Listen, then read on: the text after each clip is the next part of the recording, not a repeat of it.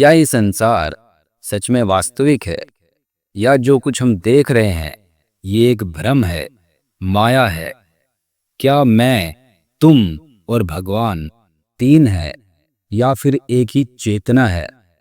दोस्तों, आज इस वीडियो में हम जानेंगे भारतीय दर्शन के गूढ़ और अद्भुत परंपरा अद्वैत वेदांत को, जिसके अनुसार ये जो पूरा ब्रह्मांड है इसमें केवल एक ही सत्य है, जो है ब्राह्मण। तो चलिए बात करते हैं अद्वैत वेदांत की फिलॉसफी की। लेकिन इसको समझने से पहले हमें देखना होगा यूजीसी नेट में क्या सिलेबस दिया गया है अद्वैत वेदांत को लेकर, और गेट में भी क्या सिलेबस दिया गया है।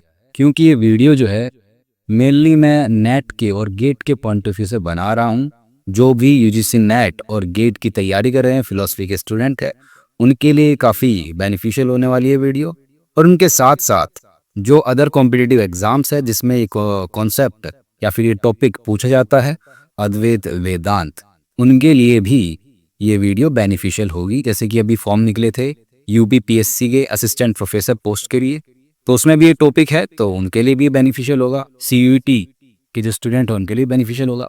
तो देख लेते हैं पहले नेट में जो सिलेबस गिवन है, इसमें हमें बात करनी है ब्राह्मण की। जो रिलेशन है बिटवीन ब्राह्मण एंड आत्मन, वो क्या है वो देखना है। फिर हमें सत्य, जो रियलिटी है उसकी 3 ग्रेड्स है, 3 लेवल है, उनकी बात करनी है। अध्यास क्या है, जिसको इंग्लिश में सुपर इम्पोजिशन बोलते हैं, उसका कॉन्सेप्ट देखना है अद्वैत वेदांत में क्या है। माया का कॉन्सेप्ट देखना है इसमें क्या है, और जीव क्या है। विवर्तवाद का कॉन्सेप्ट जो है, डॉक्ट्रिन ऑफ विवर्तवाद, ये क्या है। और अनिर्वचनीय ख्यातिवाद, ये तो मैं पहले ही करवा चुका हूँ। ख्यातिवाद के ऊपर जो मैंने वीडियो बनाई थी थ्योरीज ऑफ एरर पर, अगर आपने वो नहीं देखी है वीडियो तो उसका जो लिंक है वो कमेंट बॉक्स में पिन कर दिया गया है, आप वहाँ से वो देख सकते हैं।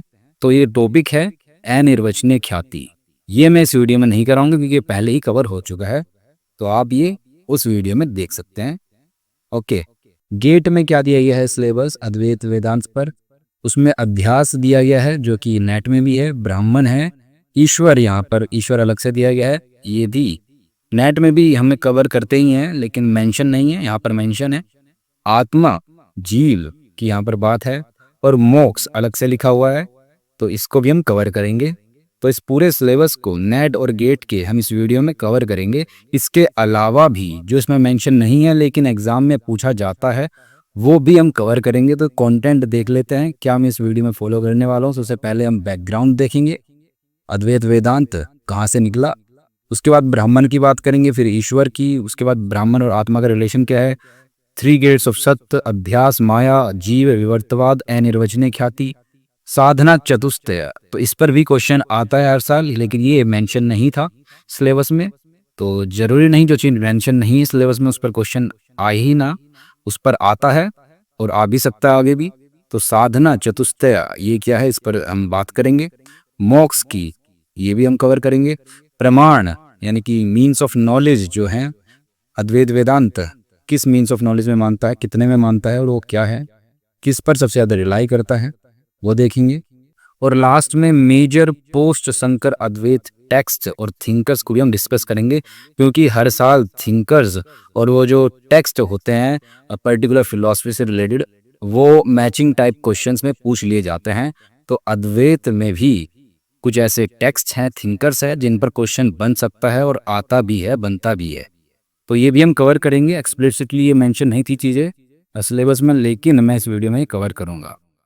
तो उससे पहले हम देख लेते हैं क्लासिफिकेशन, जो इंडियन स्कूल ऑफ फिलॉसफी के फ्लो चार्ट आपको पता होना चाहिए।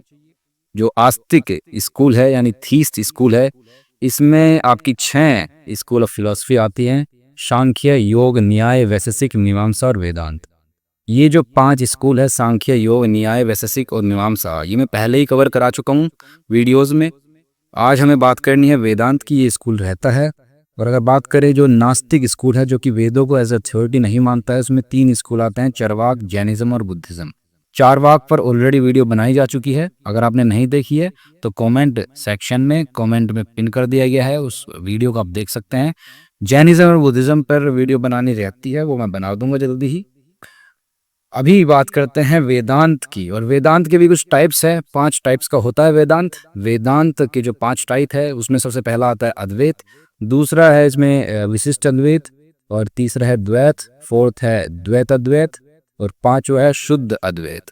आज इस वीडियो में बात करने वाले हैं अद्वैत वेदांत की, तो उसे ही देखते हैं पहले। अब अद्वैत वेदांत का बैकग्राउंड देख लेते हैं, क्या इसका बैकग्राउंड है, कहाँ से निकला। तो जो उपनिषद है, ब्रह्मसूत्र है और गीता है, इन तीनों को मिलाकर इनको बोला जाता है प्रस्थान त्रय। ये एक साथ है प्रस्थान त्रय।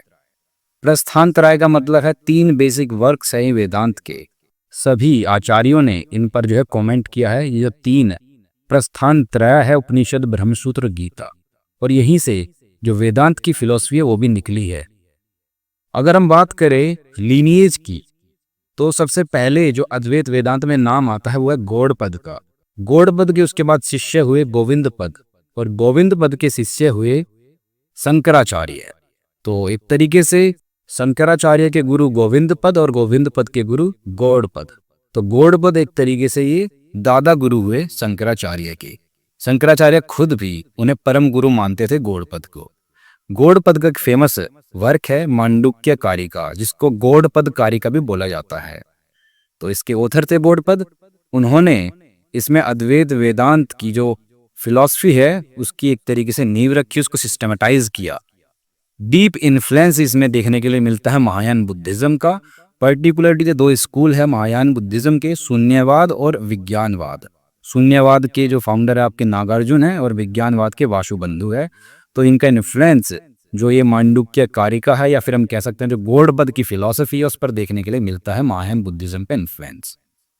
गौड़पद ने एक डॉक्ट्रिन दी थी अजातिवाद। अजाति का मतलब है नो ओरिजिनेशन, यानी कि किसी भी चीज का ओरिजिनेशन नहीं हुआ है। जो संसार तुम देख रहे हो क्रिएट नहीं किया गया है। ब्राह्मण की जो ट्रू नेचर है इसको तुम रिवील करते हो, तो तुम्हें पता चलता है कि जो संसार है ये भी ब्राह्मण ही है। तो ये है अजातिवाद। इसके बाद इन्होंने एक और कॉन्सेप्ट दिया अस्पर्श योग। अस्पर्श का मतलब no touch, without touching, without contact जो योग होता है, जिसमें सेंस और माइंड का कोई टच नहीं होता, उससे परे होता है। तो आपने देखी होगी, सुनी होगी, 4 स्टेट होती हैं, जागृत, स्वप्न, सुसुप्ति और तुरिया। तो जो अस्पर्श योग है ये जो है 4th स्टेट में होता है, जब तुम रियलाइज कर लेते हो ट्रू नेचर को, ब्राह्मण को। तो इस स्टेज में आप ट्रांसेंड कर देते हो जो पिछली 3 स्टेज है, वेकिंग, ड्रीमिंग और स्लीपिंग को। तो उनसे परे है। यहाँ पर जो है सेंस और माइंड का कोई कांटेक्ट नहीं होता, इसीलिए इसको अस्पर्श योग बोला जाता है। तो ये भी एक कॉन्सेप्ट है गौड़पद की फिलॉसफी से जुड़ा हुआ, तो ये आपको याद रखना है। और यहीं से आपकी अद्वैत वेदांत की फिलॉसफी की शुरुआत हुई। और उसके बाद आते हैं आदि शंकराचार्य, जिनको माना जाता है गौड़पद के शिष्य के भी शिष्य हैं। आदि शंकराचार्य 8th सेंचुरी एडी में, या फिर कह लो कि क्राइस्ट एरा में फ्लरिश किए। यही रियल फाउंडर माने जाते हैं अद्वैत वेदांत की। ये कहते हैं कि जो ओनली ब्राह्मण है यही रियल है, उसके अलावा कुछ भी रियल नहीं है, सब अपीयरेंस है, माया है। तो ब्राह्मण अल्टीमेट रियलिटी है, ओनली रियलिटी है, एब्सोल्यूट रियलिटी है आदि शंकराचार्य के अनुसार। और यही अद्वैत वेदांत की मेन फिलॉसफी है। तो समझ लेते हैं ब्राह्मण का कॉन्सेप्ट क्या है, ब्राह्मण क्या है। तो ब्राह्मण अल्टीमेट रियलिटी है, नॉन डुअल है, यानी कि अद्वैत है। अद्वैत कहने से क्या मतलब है, उसको ये भी तो कह सकते थे कि भाई एक ही अल्टीमेट रियलिटी है, वो ब्राह्मण है। लेकिन उन्होंने ऐसा नहीं कहा, उन्होंने इसका नाम नॉन डुअलिस्टिक स्कूल ही रखा, नॉन डुअल ही उन्होंने इसको बोला, उसको मोनिज्म नहीं बोला। मोनिज्म अगर बोल देते कि भाई अल्टीमेट रियलिटी एक ही है। जब तुम बोलते हो कि एक है तो इसका मतलब है कि दूसरे होने की भी पॉसिबिलिटी है।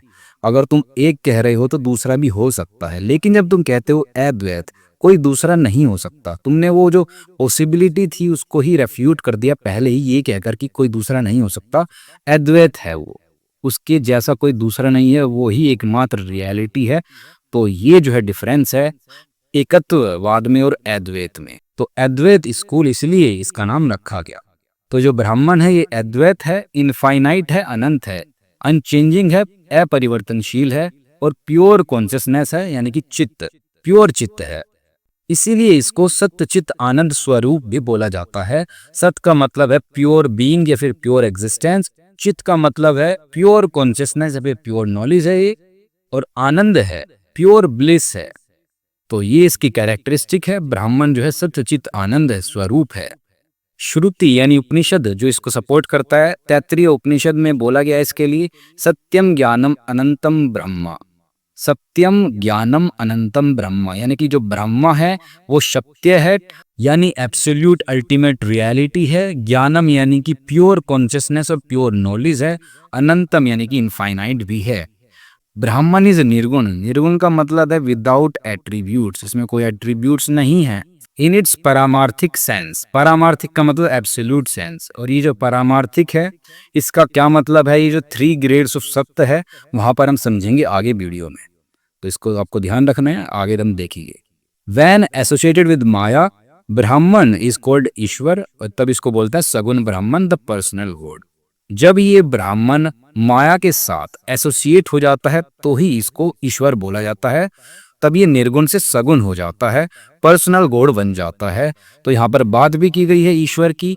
ईश्वर जो है ये अद्वैत वेदांत में गॉड की जगह इसका नाम रखा गया है। गॉड को ही हम समझ सकते हैं, जो पर्सनल गॉड होता है वो ईश्वर है। ये सगुण ब्राह्मण है, माया के साथ एसोसिएटेड है, और एफिशिएंट और मटेरियल कोज होता है इस संसार का, निमित्त और उपादान कारण। ईश्वर जो है ओमनिशिएंट है, ओमनीपोटेंट है, सर्वत्र है, सर्वव्यापी है, और एम्पिरिकली रियल है, यानी व्यवहारिक रूप से सत्य है।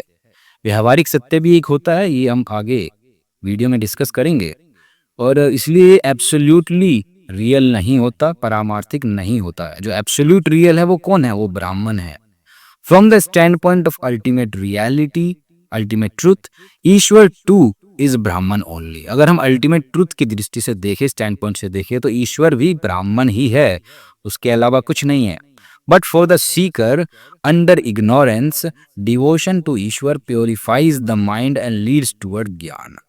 अब जो जानने वाला है उसको पता नहीं है, तो इग्नोरेंस के अंदर अगर वो है, अगर वो ईश्वर के प्रति डिवोट हो जाए तो उससे भी उसका जो है उद्धार हो सकता है, माइंड प्यूरिफाई हो सकता है, जिससे वो ज्ञान की तरफ जाए। वैसे ज्ञान तो होगा ही, एटलीस्ट अल्टीमेट रियलिटी तक नहीं पहुंच पाएगा, लेकिन जो उसका माइंड जो है वो प्यूरिफाई तो होगा एटलीस्ट, अगर वो ईश्वर के प्रति भी डिवोट होता है तो। अब ब्राह्मण और आत्मा में क्या रिलेशन है? अद्वैत वेदांत की जो सेंट्रल डॉक्ट्रिन है वो ये है कि ब्रह्म सत्यम जगत मिथ्या जीवो ब्रह्मेव न पर है, यानी केवल ब्राह्मण ही रियल है, सत्य है। ये जो संसार है ये मिथ्या है, और जो इंडिविजुअल सेल्फ है, जीव है, ये ब्राह्मण के अलावा कुछ और नहीं है, इससे अलग नहीं है ब्राह्मण से जो जीव है। अब कुछ आइडेंटिटी स्टेटमेंट्स है, महावाक्य है, जो कि डिफरेंट उपनिषद्स में दिए गए हैं, जो इस अद्वैत वेदांत की फिलॉसफी को सेटिस्फाई करते हैं, जो बताते हैं ब्राह्मण और आत्मन में ही रिलेशन है। जैसे कि चांदोग्य उपनिषद के अनुसार वो कहता है, उसमें महावाक्य है तत्त्वम असि, यानी यू आर दैट। तुम कौन हो? तुम वो हो। वो कौन? ब्राह्मण हो तुम। यू आर ब्राह्मण, तुम ब्राह्मण से अलग नहीं हो। इसी प्रकार बृहदारण्यक उपनिषद में बोला गया है अहम ब्रह्मास्मि, आई एम ब्राह्मण, मैं ब्राह्मण हूँ। और इसी प्रकार मांडुक्य उपनिषद में बोला गया है अयम आत्मा ब्रह्म, यानी कि मेरे अंदर जो आत्मा है वो भी ब्राह्मण ही है। मैं भी ब्राह्मण, तुम भी ब्राह्मण हो, जो आत्मा है ये भी ब्राह्मण है, उसके अलावा कुछ नहीं है। तो इस तरीके से रिलेशन है, आइडेंटिटी है ब्राह्मण और आत्मन के बीच में। आत्मन जो है ये इनर सेल्फ है, और जो ब्राह्मण है ये यूनिवर्सल सेल्फ है। ये दोनों अलग नहीं है, एक ही है, सेम रियलिटी है, लेकिन अलग दिखते हैं। किसके कारण दिखते हैं? इग्नोरेंस के कारण, अविद्या के कारण ये अलग दिखते हैं, लेकिन अल्टीमेटली ये सेम ही है, सेम रियलिटी है, एक है। तो ये रिलेशन था आत्मा और ब्राह्मण में। अब 3 ग्रेड्स ऑफ रियलिटी है, 3 ग्रेड्स यानी लेवल है रियलिटी के, सत्य के, इसीलिए इसको सत्य त्रयवाल भी बोला जाता है, जिसकी मैं बात कर रहा था पीछे। तो इसमें 3 सत्य क्या क्या है? पारमार्थिक सत्य, व्यवहारिक सत्य और प्रतिभासिक सत्य। पारमार्थिक सत्य यानी कि जो एब्सोल्यूट रियलिटी है, जो कि केवल ब्राह्मण ही है, केवल ब्राह्मण ही ट्रूली एग्जिस्ट करता है। दूसरा है व्यवहारिक सत्य, जो कि एम्पिरिकल रियलिटी है, प्रैक्टिकल रियलिटी है, जो कि अप्लाई होती है वर्ल्ड ऑफ एक्सपीरियंस पे, जो चीज हम एक्सपीरियंस करते हैं, जैसे कि जीव है, ये क्या है? व्यवहारिक सत्य है। ईश्वर भी व्यवहारिक सत्य है, और ये जो यूनिवर्स है ये भी व्यवहारिक सत्य है। तीसरा है प्रतिभासिक सत्य। ये क्या है? इल्यूजरी या फिर अपरेंट रियलिटी है। ये एक्चुअल में रियलिटी नहीं है, दिखाई देती है, अपीयर होती है, ये इल्यूजन है, भ्रम है। जैसे फॉर एग्जांपल मिराज है, तुम्हें दिखता है कि रेगिस्तान में पानी है, लेकिन वहां पर जब उसके पास जाते हो पानी होता नहीं है वहां। स्वप्न जो देखते हो, ड्रीम करते हो, रात को सपने देखते हो, या फिर कोई तो दिन में ही खुली आंख से सपने देख लेता है। रोप स्नेक इल्यूजन, एक ये इसमें एग्जांपल है। तुमने रस्सी देखी और तुम्हें लगा कि वो सांप है, या फिर तुमने सांप देखा और तुम्हें लगा कि वो रस्सी है, और जादू से उठा लिया, फिर डर गए, तो ये भी एक इल्यूजन है, रोप स्नेक इल्यूजन। तो ये जो है यहाँ पर प्रतिभाषिक सत्य है, सबसे निचले लेवल की रियलिटी है, इल्यूजरी अपरेंट रियलिटी है। अब नेट में यहाँ से कैसे क्वेश्चन पूछा जा सकता है, जैसे ड्रीम ऑब्जेक्ट्स, तुम्हें बताना है कि किस लेवल ऑफ रियलिटी को बिलोंग करते हैं, तो इसका आंसर हो जाएगा प्रतिभाषिक सत्य, जो सबसे लास्ट वाली 3rd नंबर की रियलिटी है सत्य त्रयवाद में। तो ये था आपका 3 ग्रेड्स ऑफ रियलिटी। अब बात करते हैं अध्यास की, यानी सुपर इम्पोजिशन इसको इंग्लिश में बोलते हैं।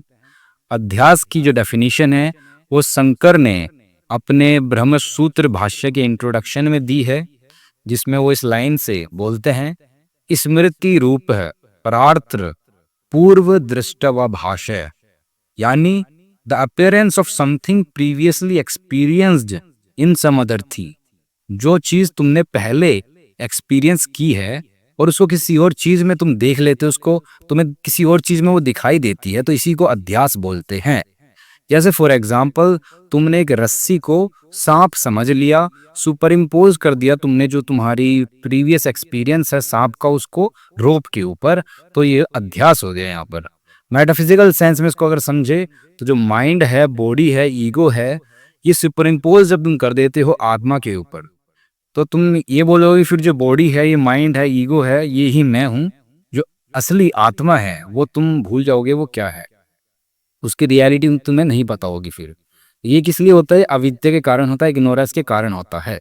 तो तुम अपने आप को बोलोगे तुम, मैं लंबा हूं, मैं छोटा हूं, या मैं खुश हूं, मैं दुखी हूं, तो तुम रॉन्गली जो एट्रीब्यूट क्वालिटीज है बॉडी की और माइंड की, उसको तुम सुपर इम्पोज कर दोगे सेल्फ पे, जो रियल सेल्फ है उसके ऊपर। रियल सेल्फ का तुम्हें पता नहीं चल पाएगा। तुम जो है बाहरी जो हुलिया है उसके आधार पर, जो तुम्हें दिखाई दे रहा है, अपीयर हो रहा है, उसके आधार पर तुम अपनी रियलिटी तय करोगे। तो यही है अध्यास, सुपर इम्पोजिशन। एक और यहाँ पर टर्म है तदात्म्य। तदात्म्य का मतलब है unique relation of super imposition, और इसका मतलब है ना तो ये प्योर आइडेंटिटी है, ना ही प्योर डिफरेंस है, ये नॉन डिफरेंस है, अभेद है। तो ये तदात्म्य में जो टर्म है ये भी तुम्हें याद रखना है। अब बात करें माया की, माया क्या है? माया को बोल सकते हैं हम पावर ऑफ इल्यूजन है, भ्रम है। माया is Brahmins inscrutable power. Inscrutable का मतलब जिसकी तुम जांच नहीं कर सकते, ऐसी शक्ति जिसको जांचा नहीं जा सकता, ब्राह्मण की ऐसी शक्ति है माया, जिसके कारण तुम्हें जो है मल्टीप्लिसिटी की अपीयरेंस जो है दिखती है। इसी का एक कारण है, किसके कारण? माया के कारण तुम्हें जो है डाइवर्सिटी देखने के लिए मिलती है संसार में। और इसके मेनली 2 फंक्शंस होते हैं, पहला है आवरण शक्ति और दूसरा है विक्षेप शक्ति। आवरण का मतलब है कवरिंग। कवरिंग कैसे? ट्रू नेचर को एक कवर कर देता है ब्राह्मण की। यहाँ पर व्हीलिंग पावर है, पर्दा डाल देता है। इंडिविजुअल यानी जीव को जो है ये ब्राह्मण की ट्रू नेचर का पता नहीं लगने देता, उस पर पर्दा डाल देता है। विक्षेप शक्ति का क्या मतलब है? विक्षेप का मतलब है प्रोजेक्ट करना, इसके पास प्रोजेक्टिंग पावर है। ये फिनोमिनल वर्ल्ड को प्रोजेक्ट करता है, ऐसा दिखाता है कि जो तुम आसपास अपने संसार देख रहे हो ये ही रियलिटी है, जबकि रियलिटी वो होती नहीं है। तो ये ऐसा प्रोजेक्ट करता है माया। तो माया के कारण तुम्हें जो है रियल लगता है वर्ल्ड। माया जो है अनिर्वचनीय है, तुम इसको डिस्क्राइब नहीं कर सकते, ये इनडिस्क्राइबेबल है। ये ना तो रियल है ना ही अनरियल है, और ये सद असत विलक्षण है। सद का मतलब एग्जिस्टेंस और असत का मतलब नॉन एग्जिस्टेंस, यानी कि एग्जिस्ट करता भी है और नहीं भी करता। ये इसका लक्षण है, कैरेक्टरिस्टिक है माया की। इसके बाद हम बात करेंगे जीव की, यानी कि इंडिविजुअल सोल क्या है। जीव जो है हम आत्मा को बोलते हैं और इसको आइडेंटिफाई करते हैं बॉडी माइंड कॉम्प्लेक्स से। और ऐसा हम क्यों करते हैं? अविद्या के कारण करते हैं। तुम्हें लगता है कि जो तुम्हारी आत्मा है, जीव है, ये बॉडी और माइंड का ही कॉम्प्लेक्स है और कुछ नहीं है, और ऐसा अविद्या के कारण होता है, इग्नोरेंस के कारण होता है। जैसे फॉर एग्जाम्पल जो पोट होता है, मिट्टी का बर्तन होता है, उसके अंदर जो स्पेस है, घट आकाश है, तुम मान लेते हो कि वो जो इनफाइनाइट स्पेस है, महाआकाश है, उससे अलग है, लेकिन अलग होता नहीं है, वो सेम ही है। जो घड़े के अंदर आकाश है और जो इनफाइनाइट स्पेस है, महाआकाश है, वो दोनों सेम है, एक ही है। इसी प्रकार जीव और ब्राह्मण जो है वो अलग नहीं है, इक्वल है, आइडेंटिकल है, लेकिन हमें जो है वो अलग दिखते हैं क्योंकि वो उपाधि के कारण लिमिटेड होते हैं। और ये उपाधि क्या है? जैसे कि बॉडी को आइडेंटिफाई कर लेना अपने आप को, माइंड से आइडेंटिफाई कर लेना अपने आप को, तो इनके कारण जो जीव है वो अलग दिखाई देता है तुम्हें ब्राह्मण से। तो इग्नोरेंस जब ये डिस्ट्रॉय हो जाएगी तब जीव रियलाइज करता है कि वो ये बॉडी और माइंड नहीं बल्कि ब्राह्मण है। तो ये उसकी अल्टीमेट रियलिटी है जीव की। इसके बाद हम बात करते हैं विवर्तवाद की। विवर्तवाद का मतलब क्या है? विवर्त का मतलब है एपरेंट ट्रांसफॉर्मेशन की जो डॉक्ट्रिन है।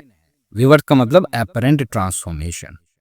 ये वर्ल्ड जो है रियल मॉडिफिकेशन नहीं है, रियल वास्तविक परिणाम नहीं है ब्राह्मण का। जैसे कि जो रोप है वो ट्रांसफॉर्म नहीं हुआ है स्नेक में, वो स्नेक तुम्हें दिखाई दे रहा है, अपीयर हो रहा है, तो अपरेंट ट्रांसफॉर्मेशन है। तो ये एक तरीके से ऑपोजिट है सांख्य का जो परिणामवाद है। परिणामवाद यानी कि रियल ट्रांसफॉर्मेशन ऑफ प्रकृति। सांख्य कहता है और योग भी कि प्रकृति का ही रियल ट्रांसफॉर्मेशन है जो ये संसार है। तो सांख्य को एक तरीके से अपोज करता है ये विवर्तवाद से। अपने अद्वैत वेदांत जो है अपरेंट ट्रांसफॉर्मेशन बताता है, यानी कि जो वर्ल्ड है ये अपरेंट ट्रांसफॉर्मेशन है ब्राह्मण की।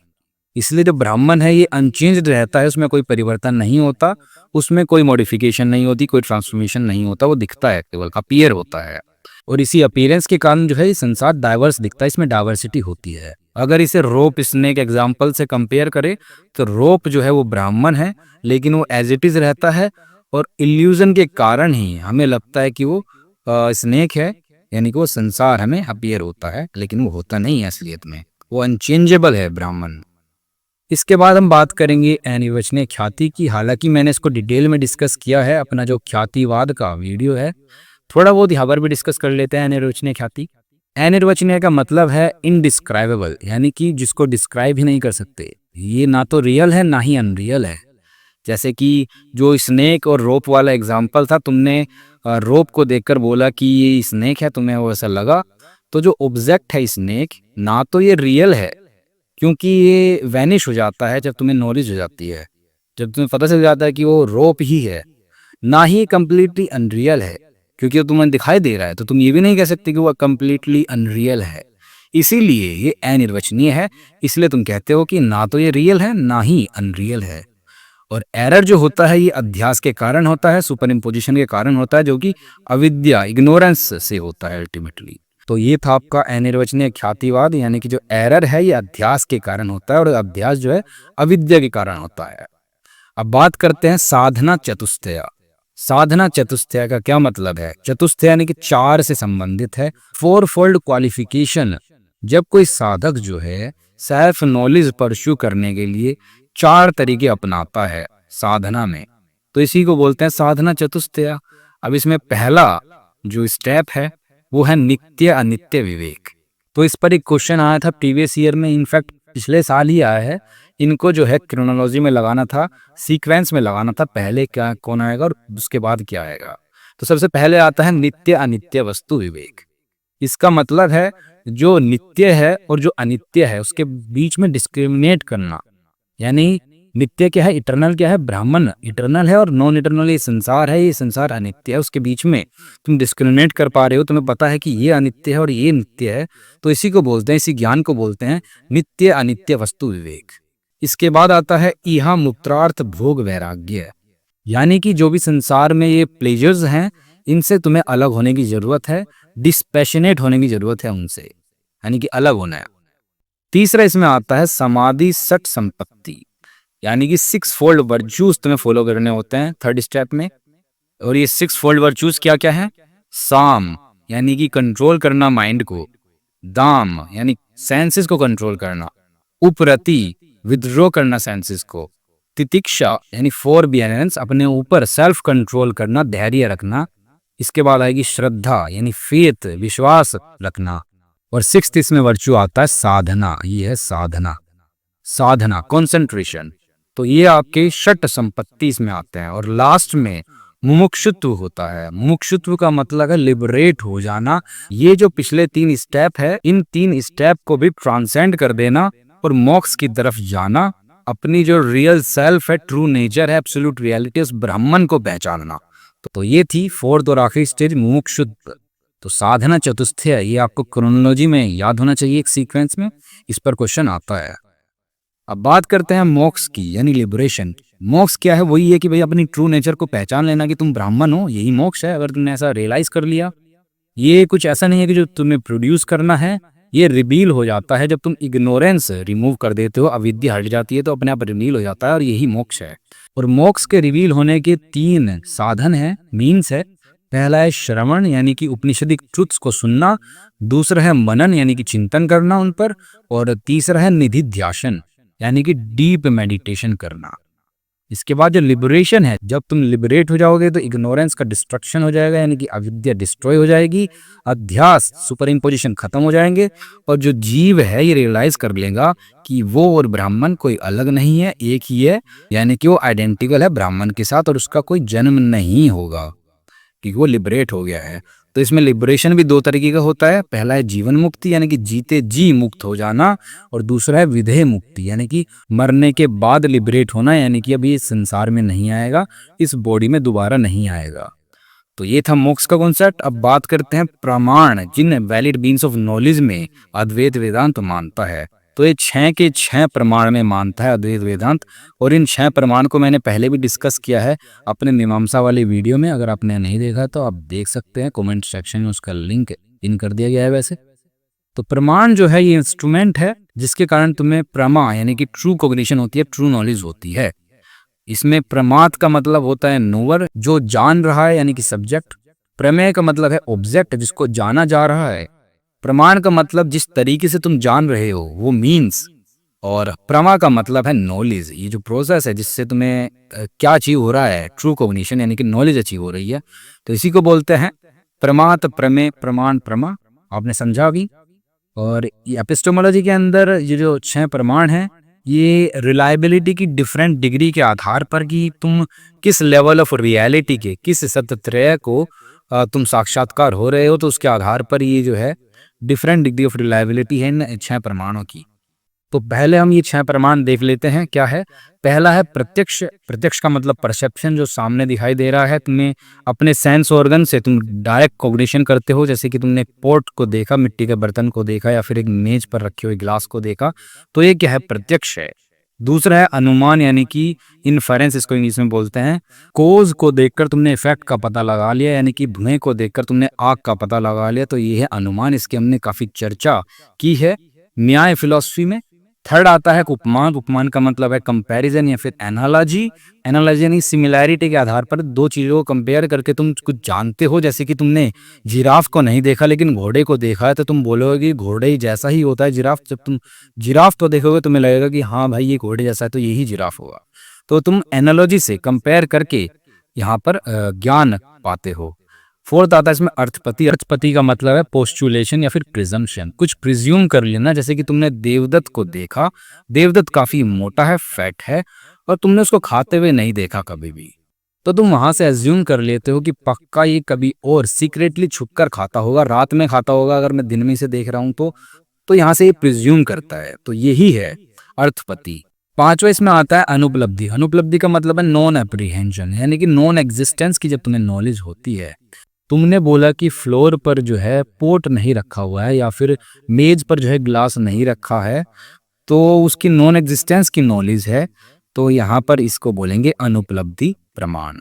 और 6वां इसमें आता है सबसे इंपॉर्टेंट ये प्रमाण है इसमें, और ये इंपॉर्टेंट क्यों है ये मैं अगली स्लाइड में बताऊंगा।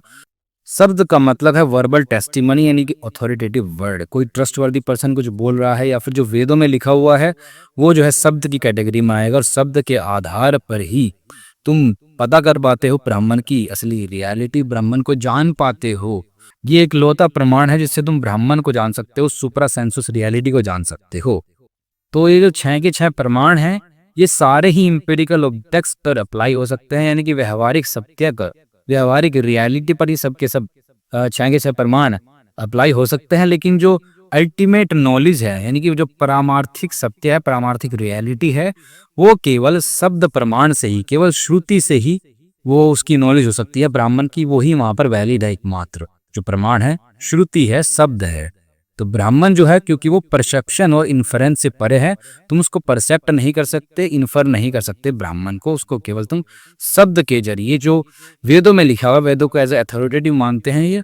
तो वेद जो है डिवाइन है, किसी इंसान ने उनकी रचना नहीं की है, वो ह्यूमन ओरिजिन उनका नहीं है। इसीलिए शब्द प्रमाण जो है काफी मायने रखता है अद्वैत वेदांत में। और श्रुति जो है, उपनिषद जो है, इसलिए एरर फ्री है क्योंकि उनका ह्यूमन ओरिजिन नहीं है, उनकी रचना मनुष्य ने नहीं की है। तो ये जो उपनिषद है, श्रुति है, ये नॉन डुअल ट्रुथ को रिवील करते हैं, अद्वैत सत्य को रिवील करते हैं, जो है कि तत्त्वम असि, यू आर दैट, तुम कौन हो, तुम वो ब्राह्मण हो। अहम ब्रह्मास्मि, जैसे कि बृहत्तरनायक उपनिषद में बोला गया है, आई एम ब्राह्मण, मैं ब्राह्मण हूँ। अयम आत्मा ब्राह्मण, जैसे कि मांडुक्य उपनिषद में बोला गया है, इसका मतलब है ये जो आत्मा है ये भी ब्राह्मण ही है।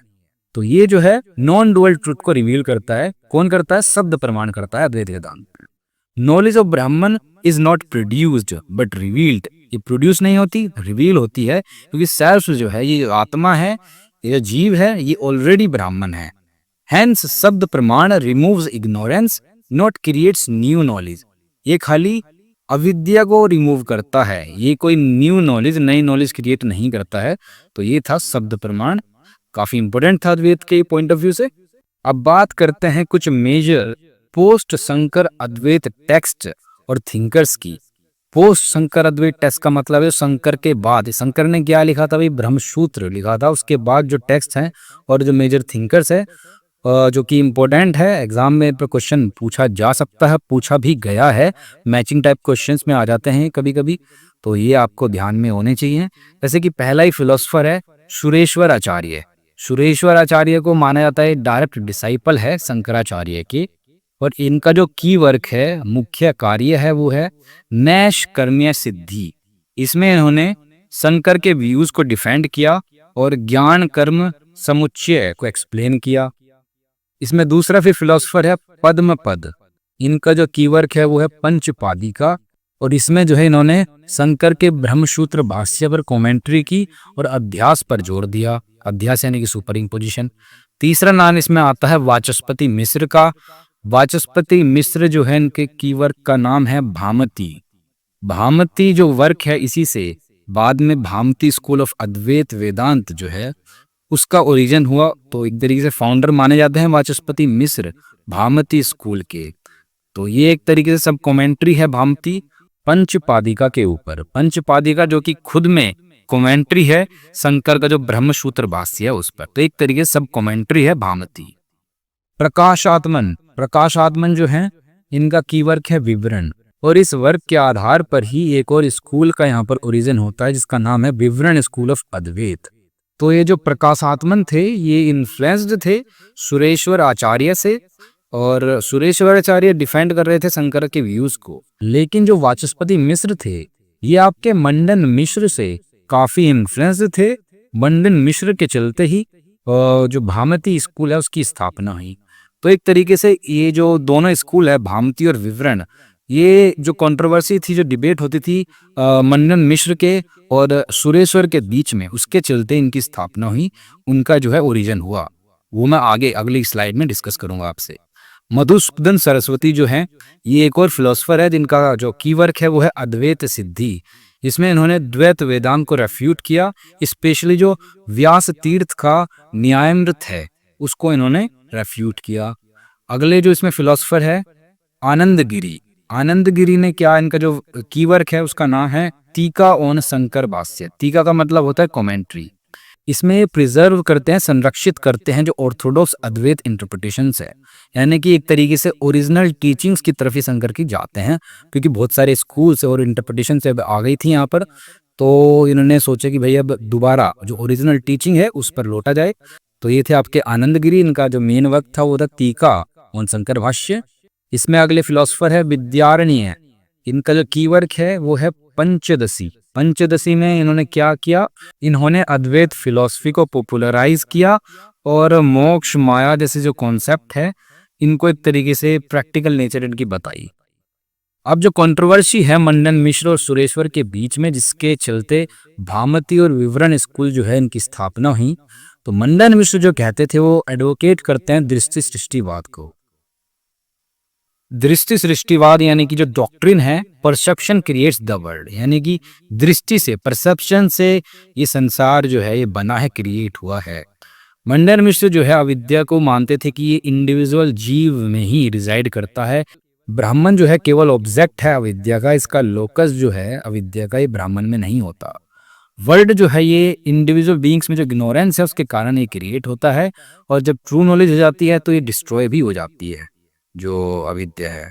Agreement of experiences among individuals is due to similarity not identity, यानी जो एक्सपीरियंसेस के बीच में एग्रीमेंट होता है अमंग इंडिविजुअल्स, वो सिमिलैरिटी के कारण होता है, किसी आइडेंटिटी के कारण नहीं। तो यहाँ पर भी जो मंडन मिश्र का स्टैंड है वो अलग है, हटके है थोड़ा।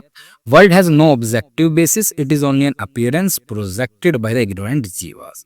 कोई ऑब्जेक्टिव बेसिस नहीं है इस संसार का, ये जो है इग्नोरेंट जीव की जैसा अपेयर हो रहा है।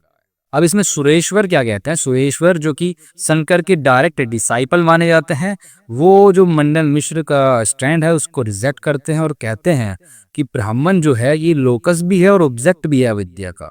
ऐसा नहीं कि जो लोकस है अविद्या का वो इंडिविजुअल में है, वो ब्राह्मण में ही है।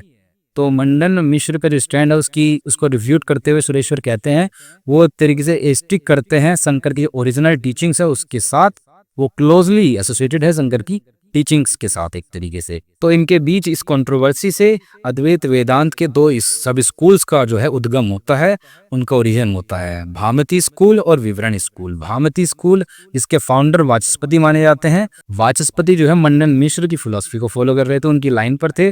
और जो विवरण स्कूल है उसके जो फाउंडर है, स्थापक है, वो है प्रकाश आत्मन, जो कि सुरेश्वर की फिलॉसफी को एक तरीके से फॉलो कर रहे थे। तो ये थी आपकी कंट्रोवर्सी मंडन और सुरेश्वर के बीच में।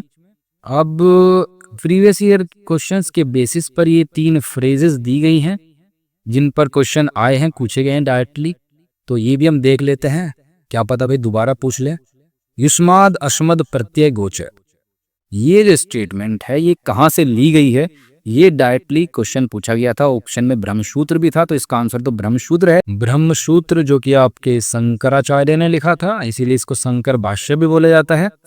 तो जो युष्माद अश्मत प्रत्यय गोचर है, इसका मतलब है, युष्माद का मतलब है यू, अश्माद का मतलब है आई, और प्रत्यय गोचर यानी कि डिस्टिंक्ट है। इसके बाद जो पूछा गया है अथातो ब्रह्म जिज्ञासा, ये भी आपके ब्रह्म सूत्र से ली गई है। इनफैक्ट ये इंट्रोडक्टरी जो सूत्र है ब्रह्म सूत्र का, उसकी लाइन है अथातो ब्रह्म जिज्ञासा। अथातो ब्रह्म जिज्ञासा, चलो अब उस अल्टीमेट रियलिटी ब्राह्मण की जो है चर्चा करते हैं, उसको जानते हैं, इसका मतलब ये है। इसके बाद जो है एक और इसमें चीज पूछी गई है प्रीवियस ईयर में, और ये जो है मैच द फॉलोइंग में था, उसमें एक ऑप्शन था धर्मराज अध्वारिन से हमें मैच करना था। तो वेदांत परिभाष जो है वर्क है जो कि धर्मराज अध्वारिन ने ऑथर किया है, और इसमें बोला गया है ब्रह्म भिन्नम सर्वम मिथ्या, ब्राह्मण के अलावा जो भी तुम देखते हो सब कुछ मिथ्या है, झूठ है। तो ये बात जो है धर्मराज अध्वारिन ने अपने वेदांत परिभाष में बोली थी। धर्मराज अध्वारिन ये एक साउथ इंडियन फिलोसोफर थे जिनका जन्म तमिलनाडु में हुआ था 17th सेंचुरी एडी में। तो इसके अलावा अगर मैं एक चीज और बताऊं आपको, ये जो सारे टर्म आप देखते हो, मिथ्या, माया, अध्यास, एरर, अविद्या, ये जो है एक तरीके से सिनोनिमसली यूज होते हैं इस अद्वैत वेदांत फिलॉसफी में। और ये मैं ऐसे ही अपनी तरफ से बना के नहीं कह रहा हूँ, ये जो है CD शर्मा यानी चंद्रधर शर्मा की जो एक critical survey of Indian philosophy book है, वहाँ पर ये गिवन भी है। कौन से पेज नंबर पे है ये है आपके 261 पेज नंबर पर गिवन है।